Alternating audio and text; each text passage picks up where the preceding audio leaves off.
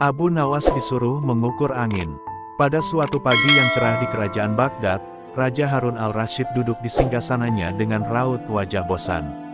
Sudah seminggu penuh ia disibukkan urusan kerajaan, mendengarkan laporan para menterinya, menyelesaikan sengketa antar rakyat, dan bahkan mengurus logistik dapur istana. Hari itu, ia ingin sesuatu yang berbeda. Ia ingin hiburan, tapi bukan hiburan biasa. Raja ingin sesuatu yang bisa mengasah otaknya sekaligus membuatnya tertawa. Maka dipanggillah pelayan istana. "Panggil Abu Nawas," titah raja. "Hamba, tuanku," jawab pelayan, lalu bergegas keluar dari aula megah. Abu Nawas adalah sosok yang unik. Ia bukan bangsawan, bukan pula ulama istana. Tapi ia dikenal seluruh Baghdad sebagai orang paling cerdik sekaligus paling usil. Tak jarang kecerdikannya membuat para menteri merasa tertampar, bahkan membuat sang raja sendiri tak habis pikir. Tak lama kemudian, Abu Nawas tiba di istana. Ia mengenakan jubah lusuh dan serban yang sudah agak pudar warnanya. Namun langkahnya tetap santai, dan wajahnya tetap menebar senyum. "Salam hormat, Baginda. Semoga pagi ini cerah bukan hanya di langit, tapi juga di hati Paduka," sapa Abu Nawas sambil membungkuk. Raja tersenyum. "Abu Nawas, hari ini aku punya tugas istimewa untukmu.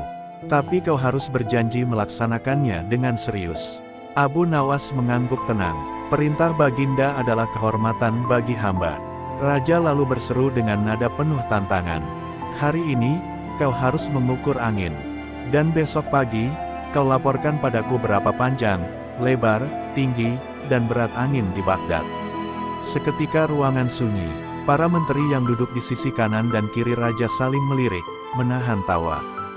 "Mampu apa dia sekarang? Mengukur angin?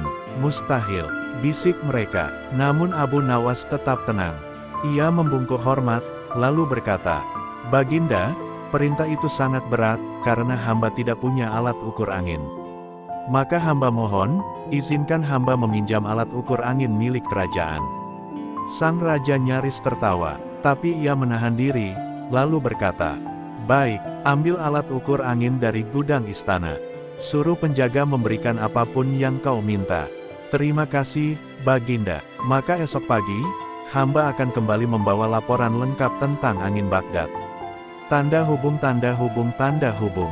Keesokan harinya, pagi-pagi sekali, Abu Nawas datang kembali ke istana.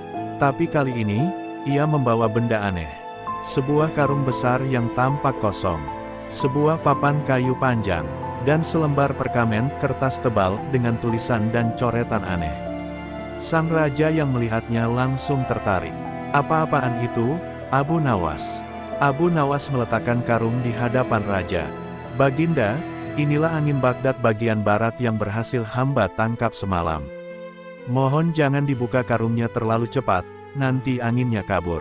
Para menteri langsung tertawa terpingkal-pingkal. Angin ditangkap pakai karung. Hahaha. Tapi Abu Nawas tetap serius.